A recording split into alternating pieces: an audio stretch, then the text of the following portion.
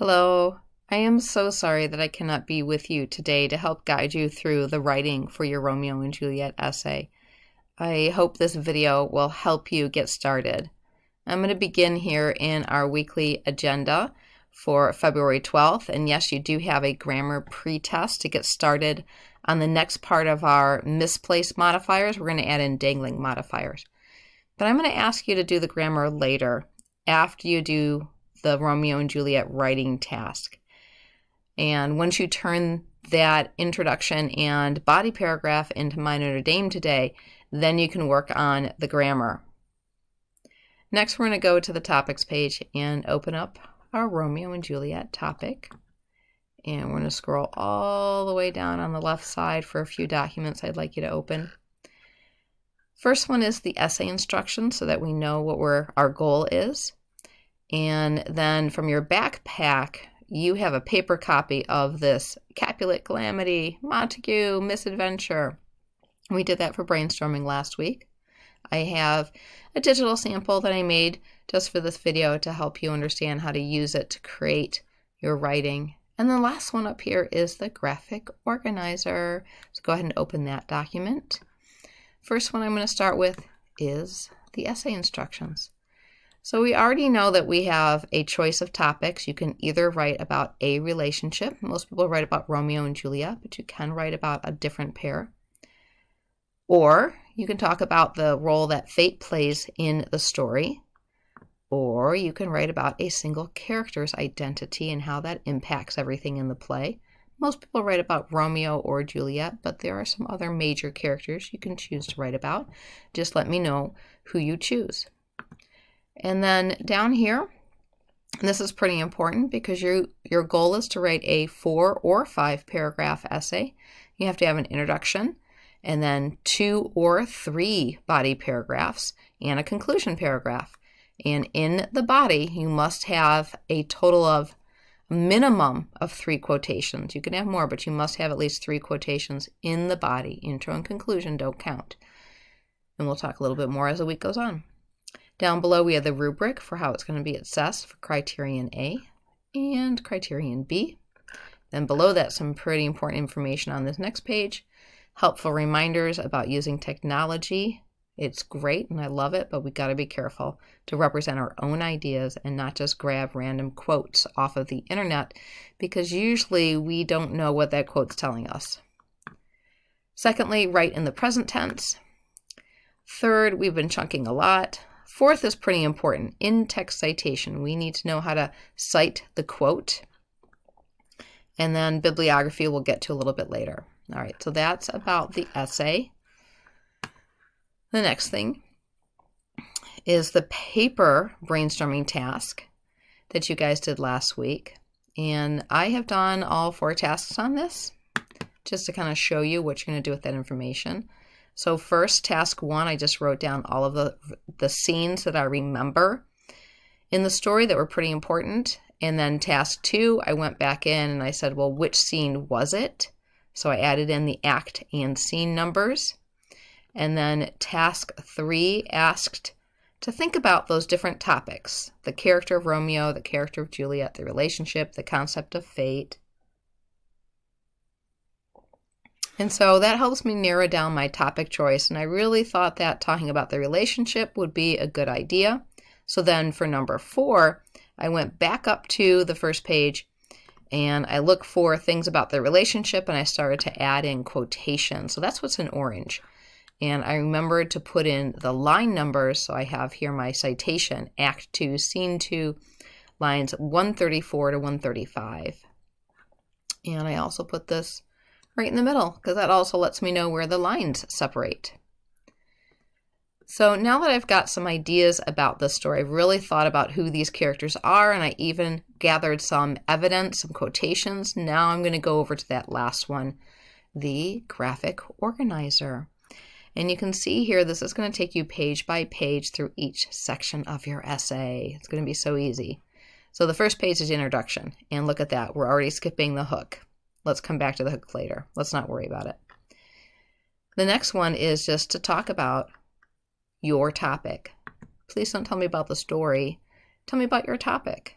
So if my topic's about Romeo and Juliet, I wrote a few sentences here about their relationship. If my topic were about Tybalt, that's when I use in the sample essay, then I would talk about who Tybalt is. Tybalt, the nephew of Lord and Lady Capulet, Juliet's cousin. I would say more about Tybalt. He is a minor character who represents the concept of anger. He is a foil to the characters like Romeo, who expresses love and romance. Tybalt expresses anger and hatred.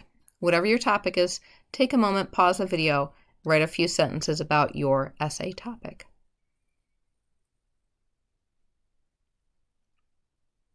And hopefully you're hitting play again after you did that. And let's talk about the thesis statement template over here. And before I show you what's color-coded down below, I'm going to hop over to the topics page again, where we have a slideshow that tells you all about this template. And we worked on that template all last year. Who's the author? What's the title? Give us an adjective for the essay topic. A strong verb, and then what is it doing in the story, the impact or effect. So let's look at some examples on this slideshow, which we're going to go down right here where it says literary essay slideshow. And I'm going to go over to slide number 8 and make that a bit larger. So our template is to talk about the author, the title, and then whatever my essay topic is, Romeo or the relationship or fate. And then try to give it some quality or trait. If you can work in an adjective, that's great. Strong verb. So rather than say Romeo is the hero of the story, but he's a tragic one, that doesn't make a really great claim. So we take that word is out and we put in a strong verb like expresses, proves, illustrates, demonstrates, exemplifies, highlights, conveys, portrays. So we use a strong verb of that nature.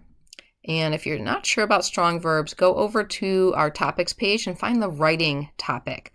And there are 2 lists that get you started looking for a strong verb so you're not saying is. And then the impact. You know, if it illustrates something, what does it illustrate? If it conveys something, what does that convey? So here's an example and a second example. Take a moment and read them. You can see that they use the strong verb reveal and the strong verb causes. And you can show that these are in green, the impact. That's not information from the plot. That's more thematic. That's something I have to prove about the theme. You know, the concept of love in the story. Or down here, that these bad choices lead to somebody's ruin. So that's more thematic, these green things, and it's something I have to prove. Okay. Again, this is slide 8. You can come back to it on your own. But I'm going to go back over to my graphic organizer and show you how I did with my thesis statement. So here I have in William Shakespeare's Romeo and Juliet. The topic of my essay is the relationship, you know, Romeo and Juliet's relationship. But I just said Romeo and Juliet, so I don't want to say it again. And so I call them the title characters, the relationship between the title characters. This is my adjective about it, my adjective about my topic. In this particular version, it's going to come before my topic. In other versions, it might come after. And then I have my strong verb right here. It signifies. And then this is the impact. This is the debatable claim that I'm creating.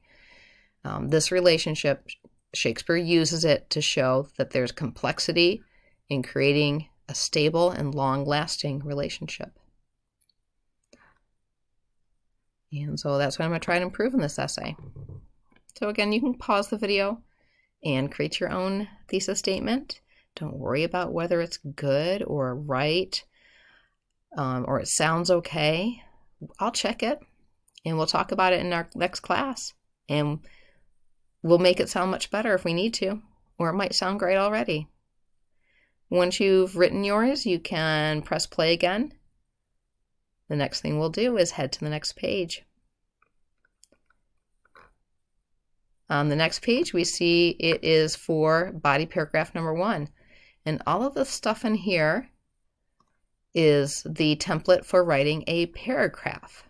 This is the lead-in, providing context for the scene, and then quoting and analyzing.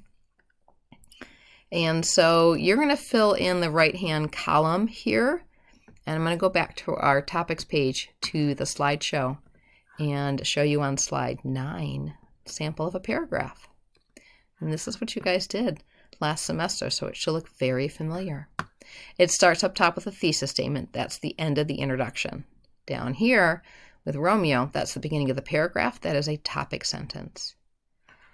And then I have to tell the reader a little bit about the scene before giving the quote. So it's a little bit of plot detail directly in that moment around the time that he makes this statement, so that it makes sense, so that I can think about what's happening and recall that moment. My in-text citation, and then in green is analysis. The green part, 2 sentences minimum, 3 sentence maximum. That green part tells me about the quote. It doesn't tell me more plot detail. It doesn't tell me what else Romeo or Juliet or somebody else is doing in the story. It discusses the quote and how the quote proves the claim that I have in the thesis statement. What is passionate or unrealistic? Well, he cannot stop thinking about her. And she may be, this is a little bit of plot detail, yes. This part here is more analysis, though. He's putting effort into obsessing about her. The purple part is a transition phrase. So I make a transition, and I repeat the process to introduce a second quote, analyze a second quote, and then this very last one concludes the whole paragraph. And that is a single body paragraph. And you can either draft this in the template, the graphic organizer that we have here, or if you think it's better for you to take this information and put it on a blank document, you can do that. You choose either this organizer document or a blank document and simply type 2 paragraphs and turn that in before you leave class today. I hope this video has helped you and made writing a little bit less scary, because this is definitely things that we did last semester. And I will see you very soon. You guys have a great day.